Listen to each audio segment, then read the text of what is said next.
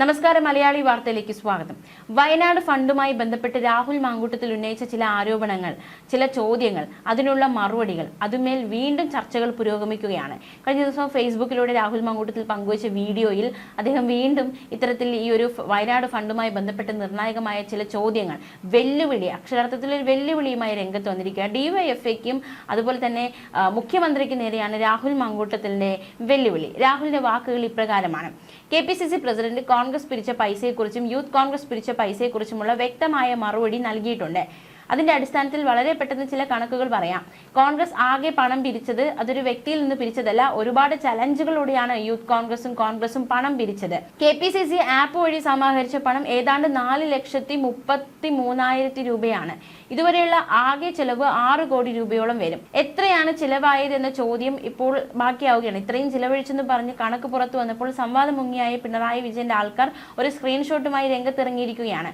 54 കോടിയാണ് കോൺഗ്രസ് പിരിച്ചതെന്നാണ് അവർ പറയുന്നത്. ഈ സ്ക്രീൻഷോട്ട് വ്യാപകമായി CPM പ്രചരിപ്പിക്കുകയാണ്. ഇലക്ഷൻ സമയത്ത് എന്ത് വൃത്തികേടും എന്ത് ഹീനമായ പ്രവൃത്തിയും ഇവർ ചെയ്യും. അതുകൊണ്ട് തന്നെ ഇത്തരത്തിൽ സ്ക്രീൻഷോട്ടുകൾ പ്രചരിപ്പിക്കുന്നതിലും അത്ഭുതമില്ല. ഈ സ്ക്രീൻഷോട്ടിനെതിരെ KPCC പ്രസിഡന്റ് പരാതി കൊടുത്തിരിക്കുകയാണ്.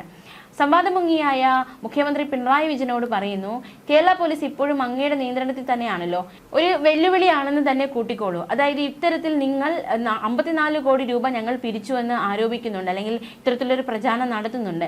അങ്ങനെയെങ്കിൽ കേരള പോലീസ് വിചാരിച്ചാൽ 5 മിനിറ്റ് വേണ്ട എത്ര രൂപ ഞങ്ങൾ പിരിച്ചു എന്ന് കണ്ടെത്താൻ. ആപ്പിലേക്ക്, ഞങ്ങൾ ആപ്പ് വഴിയാണ് പിരിച്ചത്, ആ ആപ്പിലേക്ക് ലിങ്ക് ചെയ്തിരിക്കുന്ന അക്കൗണ്ട് കണ്ടെത്തിയാൽ എളുപ്പം ഈ കണക്ക് കണ്ടെത്താവുന്നതാണ്. യൂത്ത് കോൺഗ്രസിന്റെ അക്കൗണ്ട് ലിങ്ക് തരാൻ ഞങ്ങൾ തയ്യാറാണ്, അന്വേഷിച്ച് കണ്ടെത്തിക്കോളൂ എന്നുള്ള വെല്ലുവിളിയാണ് രാഹുൽ മാങ്കൂട്ടത്തിൽ മുന്നോട്ട് വെച്ചിരിക്കുന്നത്. എന്തായാലും സംവാദം മുങ്ങിയായ പിണറായി വിജയൻ അദ്ദേഹം പ്രതിപക്ഷ നേതാവുമായിട്ട് സംവാദത്തിന് തയ്യാറല്ല എന്ന് പറഞ്ഞു. പ്രതിപക്ഷ നേതാവിനെ വിട്ടേക്കൂ, അദ്ദേഹവുമായി സംവാദം വേണ്ട. പക്ഷേ ഈ വിഷയത്തിൽ ഏതെങ്കിലും ഒരു കോൺഗ്രസ് പ്രവർത്തകനുമായി സംവാദത്തിന് താങ്കൾ തയ്യാറാണോ എന്ന വെല്ലുവിളിയാണ് രാഹുൽ മാങ്കൂട്ടത്തിൽ മുന്നോട്ട് വെച്ചിരിക്കുന്നത്. ഞങ്ങളുടെ സുതാര്യമായ കണക്കുകൾ ഞങ്ങൾ പറഞ്ഞിട്ടുണ്ട്, ഇനി നിങ്ങൾ നിങ്ങളുടെ കണക്ക് പറയണം. 20 കോടി രൂപ ഡിവൈഎഫ്ഐ പിരിച്ചു എന്ന് പറയുന്നു. ഇത്ര കോടിയോ കോൺഗ്രസ് പിരിച്ചതെന്ന്, അതായത് കുറച്ച് രൂപയാണോ ഞങ്ങൾ പിരിച്ചതെന്ന് ചോദിക്കുന്നവരോട് ഞങ്ങൾക്ക് പറയാനുള്ളത്, ഇന്ത്യ മുഴുവൻ CPM പിരിച്ചെടുത്തത് ആകെ 90 ലക്ഷം രൂപയാണ്. അപ്പോൾ ചോദിക്കും ഡിവൈഎഫ്ഐ 20 ലക്ഷം പിരിച്ചല്ലോ എന്ന്. അങ്ങനെ നോക്കിയാൽ കോൺഗ്രസ് പിരിച്ചു, യൂത്ത് കോൺഗ്രസ് പിരിച്ചു, ലീഗ് ഏതാണ്ട് 36 കോടി രൂപ ശേഖരിച്ചു. അതെല്ലാം കൂടി കൂട്ടുമ്പോൾ ഏതാണ്ട് 40 കോടിക്ക് മുകളിലുണ്ട്. UDFന്റെ രീതിയിൽ ഞങ്ങൾ ഇത്രയും പിരിച്ചിട്ടുണ്ട്. 20ഓളം വീടുകൾ ഞങ്ങൾ നിർമ്മിക്കുന്നുമുണ്ട്. ഡിവൈഎഫ്ഐയുടെ 20 കോടി എന്ന കണക്കിന് മേലുള്ള സുതാര്യമായുള്ള വിവരങ്ങൾ പുറത്തുവിടാൻ തയ്യാറുണ്ടോ? ഒരാളിൽ നിന്നും പറ്റിയിട്ടില്ല എന്നാണ് ഡിവൈഎഫ്ഐ, അതായത് ഒരാളിൽ നിന്നും പണം പിരിച്ചിട്ടില്ല എന്നാണ് ഡിവൈഎഫ്ഐ അവകാശപ്പെടുന്നത്. വെല്ലുവിളിച്ച് താൻ ചോദിക്കുകയാണ്, അത് തെളിയിക്കാൻ നിങ്ങൾക്ക് സാധിക്കുമോ? ഒരാളിൽ നിന്ന് പോലും പണം വാങ്ങിയിട്ടില്ല എന്ന് തെളിയിക്കാൻ ഡിവൈഎഫ്ഐക്ക് സാധിക്കുമോ? ആ പണം കണ്ടെത്തിയത് ആക്രി പിറക്കിയും പത്രം വിറ്റും എന്നൊക്കെയാണ് ഡിവൈഎഫ്ഐ പറയുന്നത്. ഡിവൈഎഫ്ഐ ഞാൻ വെല്ലുവിളിക്കുകയാണ്, സർക്കാരിനെ വെല്ലുവിളിക്കുകയാണ്, നിങ്ങൾ ആ കണക്ക് പുറത്തുവിടണം. ഏത് ആക്രി കച്ചവടക്കാരനാണ് 20 കോടിക്ക് ആക്രി വിറ്റത്? ഏത് പത്ര കച്ചവടക്കാരനാണ് 20 കോടിയുടെ പത്രം വിറ്റത്? ഓരോ നിയോജക മണ്ഡലം വെച്ച് അന്വേഷിച്ചാൽ അതിന്റെ വിവരങ്ങൾ കണ്ടെത്താൻ സാധിക്കും. ആർക്ക് വിറ്റു എന്നടക്കമുള്ള വിവരങ്ങൾ കണ്ടെത്താൻ സാധിക്കും. ഇതടക്കമുള്ള സുതാര്യമായ കണക്കുകൾ വയ്ക്കാത്തിടത്തോളം കാലം സർക്കാർ ഊരാളുകളെ വെച്ച് ചെയ്യുന്നത് പോലെ തന്നെ മൃതശരീരങ്ങളുടെ പോക്കറ്റ് അടിക്കുന്ന, മൃതശരീരങ്ങളെ കൊള്ളയടിക്കുന്നവരാണ് നിങ്ങളെന്ന് തെളിയിക്കപ്പെട്ടിരിക്കുകയാണ്. സർക്കാർ ഇത്ര വെട്ടിച്ചുവെന്ന് ജനങ്ങൾക്ക് അറിയേണ്ടതായിട്ടുണ്ട്. ഇതൊരു വെല്ലുവിളിയാണ്. ഈ വെല്ലുവിളി ഏറ്റെടുക്കാൻ മുഖ്യമന്ത്രി തയ്യാറുണ്ടോ? ആ കണക്കുകൾ പുറത്തുവിടാൻ തയ്യാറുണ്ടോ? ഡിവൈഎഫ്ഐ പിരിച്ചെടുത്ത കണക്കുകൾ എണ്ണി പറയാൻ തയ്യാറുണ്ടോ എന്നൊരു വെല്ലുവിളിയാണ് രാഹുൽ മാങ്കൂട്ടത്തിൽ മുന്നോട്ട് വച്ചിരിക്കുന്നത്. മാത്രമല്ല, ഈ കഴിഞ്ഞ ദിവസം CPMന്റെ ക്യാമ്പയിൻ, അതായത് ആ ഇരുണ്ട കാലം, ഉമ്മൻചാണ്ടി സർക്കാരിന്റെ കാലം ഇരുണ്ട കാലമാണെന്ന് വിശേഷിപ്പിച്ചുകൊണ്ട് CPM കോൺഗ്രസിനെതിരെ പ്രചാരണം നടത്തുന്നുണ്ട്. ഇതിനെതിരെയും രാഹുൽ മാങ്കൂട്ടത്തിൽ പ്രതികരിച്ചിരിക്കുകയാണ്. ആ ഒരു വാർത്തയിലേക്ക് കൂടി നമ്മളിപ്പോൾ പോവുകയാണ്. ഒരു വളരെ ചെറിയ കഥ പറയാം.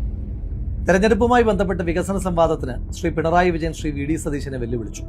സംവാദത്തിന് തയ്യാർ, തീയതിയും സ്ഥലവും കുറിച്ചോളൂ എന്ന് പ്രതിപക്ഷ നേതാവ്. കഥ അവസാനിച്ചു. കഥ മാത്രമല്ല, സർക്കാരിന്റെ കാര്യവും അവസാനിച്ചു. പരസ്യ സംവാദത്തിൽ നിന്ന് മുങ്ങിയ മുഖ്യമന്ത്രി പിന്നെ പൊങ്ങിയത് CIDമാർ മാനേജ് ചെയ്യുന്ന ഫേസ്ബുക്കിലാണ്. ഇനി ആ ഫേസ്ബുക്ക് സംവാദം നോക്കാം. ഇരുണ്ട കാലമാണത്രേ. ഏത് കാലം? ശ്രീ ഉമ്മൻചാണ്ടി സാർ കേരളം ഭരിച്ചിരുന്ന 2011 മുതൽ 16 വരെ ഇരുണ്ട കാലമാണ്. മുഖ്യമന്ത്രി തുടങ്ങിയ ക്യാമ്പയിനാണ്. അതിനകത്ത് ആദ്യം തന്നെ പറയുന്നു, മുടങ്ങിയ ക്ഷേമം, 18 മാസം വരെ ക്ഷേമ പെൻഷൻ കുടിശ്ശിക വരുത്തിയ UDF കാലം. ശ്രീ വിജയ, നിങ്ങൾ എന്തൊരു വലിയ കള്ളനാണ്. പച്ചക്കിങ്ങനെ കള്ളം പറയാൻ നിങ്ങൾക്ക് ചില്ലറ ഉളുപ്പൊന്നും പോരാ. എത്ര കാലമായി ഫേസ്ബുക്കിലും നിയമസഭയിലും ചാനൽ ചർച്ചകളിലുമൊക്കെ പോരാളി ഷാജി തൊട്ട് പോരാളി വിജയൻ വരെ തേഞ്ഞൊട്ടിയ ക്യാപ്സൂളുമായിട്ടാണ് മുഖ്യമന്ത്രി ഈ തെരഞ്ഞെടുപ്പിലെത്തിയിരിക്കുന്നത്. ക്ഷേമ പെൻഷനുമായിട്ട് ബന്ധപ്പെട്ട് നിങ്ങൾ പറയുന്ന ഏറ്റവും വലിയ കള്ളം ക്ഷേമ പെൻഷൻ തുടങ്ങിയത് നിങ്ങളാണെന്നാണ്. അത് തന്നെ തെറ്റാണ്. ശ്രീ ആർ ശങ്കർ കേരളത്തിന്റെ മുഖ്യമന്ത്രിയായിരിക്കുമ്പോഴാണ് കേരളത്തിൽ ആദ്യമായി ക്ഷേമ പെൻഷനുകൾ തുടങ്ങുന്നത്. ഉമ്മൻചാണ്ടി സാറിന്റെ കാലത്ത് ക്ഷേമ പെൻഷനുകളെ പറ്റി എടുക്കുമ്പോൾ നിങ്ങൾ പറയുന്ന ഏറ്റവും പ്രധാനപ്പെട്ട കള്ളം 18 മാസം കുടിശ്ശിക വരുത്തി എന്നുള്ളതാണ്. AKG സെന്ററിലെ ക്യാപ്സൂൾ ഞാൻ പറയുന്നില്ല. പകരം കേരള നിയമസഭയിലെ നക്ഷത്ര ചിഹ്നമിടാത്ത ചോദ്യം നമ്പർ 371, 14ാം കേരള നിയമസഭ 5ാം സമ്മേളനം, ചോദ്യകർത്താവ് ശ്രീ M സ്വരാജ്, ഉത്തരം നൽകുന്നത് കേരളത്തിന്റെ അന്നത്തെ ധനകാര്യമന്ത്രി ശ്രീ TM തോമസ് ഐസക്. ഈ സർക്കാർ അധികാരമേൽക്കുമ്പോൾ ക്ഷേമ പെൻഷനുകൾ എത്ര മാസം കുടിശ്ശികയുണ്ടായിരുന്നു എന്ന് തരംതിരിച്ചറിയിക്കാമോ? അതിന് മറുപടി തോമസ് ഐസക് പറയുന്നു, ഈ സർക്കാർ അധികാരമേൽക്കുമ്പോൾ 2014 നവംബർ മുതൽ 2015 ജനുവരി വരെയുള്ള ക്ഷേമ പെൻഷൻ തുക വിതരണം ചെയ്യപ്പെടാതെ വാർദ്ധക്യകാല പെൻഷൻ, വിധവാ പെൻഷൻ തുടങ്ങിയ പെൻഷനുകളുടെ ലിസ്റ്റ് പറയുകയാണ്. അതായത് 3 മാസത്തെ മാത്രം പെൻഷൻ തുകയെ നിങ്ങൾക്ക് എങ്ങനെയാണ് 18 മാസം എന്ന് പറയാൻ കഴിയുക? മാത്രമല്ല 18 മാസക്കാലം പെൻഷൻ മുടങ്ങിക്കിടന്നാൽ ഏതാണ്ട് 7000-ഓളം കോടി രൂപ ആ കുടിശ്ശികയായി നിങ്ങൾ അടയ്ക്കേണ്ടി വരും. ബഹുമാന്യനായ കേരളത്തിന്റെ ധനകാര്യ വകുപ്പ് മന്ത്രി 2017 അവതരിപ്പിച്ച ബഡ്ജറ്റിൽ തന്നെ പറഞ്ഞിരിക്കുന്നു 1000 കോടിക്കടുത്ത് മാത്രമാണ് മുൻ സർക്കാരിന്റെ കുടിശ്ശിക അടച്ചിട്ടുള്ളത് എന്ന്. മാത്രമല്ല പെൻഷനുമായിട്ട് ബന്ധപ്പെട്ട് ഉമ്മൻചാണ്ടി സാർ വർധനവ് വരുത്തിയിട്ടില്ല എന്നാണ് നിങ്ങൾ പറയുന്നത്. അത് എത്ര വലിയ കള്ളമാണ്. കേരളത്തിൽ ഉമ്മൻചാണ്ടി സാറിന്റെ കാലത്ത് മൾട്ടിപ്പിൾ പെൻഷൻ സമ്പ്രദായമായിരുന്നു. അതായത് ഒരാൾക്ക് 3 പെൻഷൻ വരെ കിട്ടുന്ന സാഹചര്യം ഉണ്ടായിരുന്നു. ഇപ്പോൾ അവിടെ നിന്ന് സിംഗിൾ പെൻഷനായി, ഒരാൾക്ക് പരമാവധി 1 പെൻഷൻ മാത്രം. ഉമ്മൻചാണ്ടി സാറിന്റെ കാലത്ത് 300 രൂപയായിരുന്ന പെൻഷൻ അത് അദ്ദേഹം തന്നെ 400 ആക്കി, 500 ആക്കി, 600 ആക്കി, 1000 ആക്കി, 1100 ആക്കി, 1200 ആക്കി, ഒരു പെൻഷൻ 1400 ആക്കിയതിനു ശേഷം മാത്രമാണ് ശ്രീ ഉമ്മൻചാണ്ടി സാർ അധികാരം വിട്ടൊഴിയുന്നത്. ഉമ്മൻചാണ്ടി സാറിന്റെ ഗവൺമെന്റിന്റെ കാലത്ത് പെൻഷൻ മേഖലയിൽ വരുത്തിയ മറ്റൊരു വിപ്ലവകരമായ മാറ്റം 2011 ആണ്ട് വരെ കേരളത്തിൽ ആകെ പെൻഷൻ വാങ്ങുന്ന ആളുകളുടെ എണ്ണം 16 ലക്ഷമായിരുന്നത് ഉമ്മൻചാണ്ടി സാറിന്റെ കാലത്ത് 34 ലക്ഷമായി മാറ്റി. മാത്രമല്ല മറ്റു ചില ക്ഷേമ പെൻഷൻ 8 ലക്ഷം കൂടി കൂട്ടുമ്പോൾ 42 ലക്ഷം ആളുകൾക്ക് ഈ സർക്കാർ പെൻഷൻ കൊടുത്തിരുന്ന സർക്കാരിനെയാണ് ഉമ്മൻചാണ്ടി സാർ നയിച്ചുകൊണ്ടിരുന്നത്. ഇനി നിങ്ങളുടെ സർക്കാരിന്റെ പ്രത്യേകത എന്താണ്? ശ്രീ പിണറായി വിജയൻ കേരളത്തിന്റെ മുഖ്യമന്ത്രി ആയതിനു ശേഷമാണ് പെൻഷൻ കൊടുക്കുവാൻ വേണ്ടി പ്രത്യേകമായി പെട്രോളിനും ഡീസലിനും 2 രൂപ വീതം സെസ് ഏർപ്പെടുത്തിയത്. എന്നിട്ടും നിങ്ങൾ 4-5 മാസം പെൻഷൻ മുടക്കിയതിന്റെ ഭാഗമായിട്ട് ചക്കിട്ടപ്പാറയിലെ ജോസഫ് എന്ന് പറയുന്ന ഒരു സാധു മനുഷ്യന് ആത്മഹത്യ ചെയ്യേണ്ടി വന്ന സാഹചര്യം ഈ നാട്ടിലുണ്ടായിട്ടില്ല. ഈ തെരഞ്ഞെടുപ്പ് കാലത്ത് നിങ്ങളുടെ മറ്റൊരു പ്രധാനപ്പെട്ട ക്യാപ്സ്യൂളാണ് പവർക്കെട്ടില്ലാത്ത കേരളം. ശ്രീ വിജയനോട് ചോദിക്കുന്നു, പവർക്കെട്ട് ഒഴിവാക്കാൻ ഈ സർക്കാർ ചെയ്ത നടപടി എന്താണ്? എവിടെ നിന്നാണ് തുടക്കം? പവർക്കെട്ടില്ലാത്ത കേരളം എന്ന ക്യാമ്പയിൻ നിങ്ങൾക്ക് നടത്താൻ പറ്റുന്നത് 2016 ശ്രീ പിണറായി വിജയൻ മഴുവറിഞ്ഞുണ്ടായതാണ് കേരളം എന്ന് വിശ്വസിക്കുന്ന ഒരു സംഘം അല്പബുദ്ധികളായ വിജയൻ സേനക്കാർ പറയുന്ന മറ്റൊരു പ്രധാനപ്പെട്ട പ്രചരണം പവർക്കെട്ടില്ലാത്ത കേരളമാണ് വിജയന്റെ കാലമെന്ന്.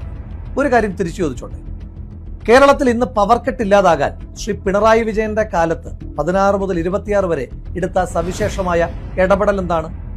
ഇന്ന് കേരളത്തിൽ പവർക്കെട്ടില്ലാതിരിക്കുന്നുവെങ്കിൽ അതിന് 3 പ്രധാനപ്പെട്ട കാരണങ്ങളാണുള്ളത്. ഒന്ന്, 2012 ദക്ഷിണേന്ത്യൻ സംസ്ഥാനങ്ങളിൽ വൈദ്യുതി പ്രതിസന്ധി രൂക്ഷമായപ്പോൾ എല്ലാ സംസ്ഥാനങ്ങളിലും വൈദ്യുതി ലഭ്യമാക്കുവാൻ വേണ്ടിയിട്ട് ശ്രീ മൻമോഹൻ സിംഗിന്റെ ഗവൺമെന്റ് നടപ്പിലാക്കിയ നാഷണൽ ഗ്രിഡ് പോളിസി.